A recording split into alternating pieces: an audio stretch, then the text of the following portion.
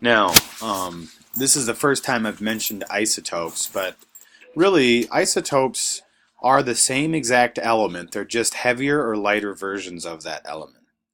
Now, I'd said in an earlier video that you cannot change the number of protons. Okay?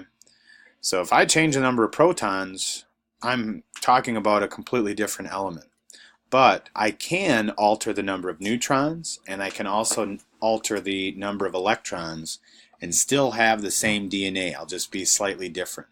So isotopes have either gained or lost electrons, and they're going to have different mass numbers. So when I write a shorthand form, this shorthand like symbolic notation, make sure that if I've given you the mass number, you're using that. Don't solely rely on your periodic table. Always use the information I've given you first when you're trying to determine the numbers of particles in atoms.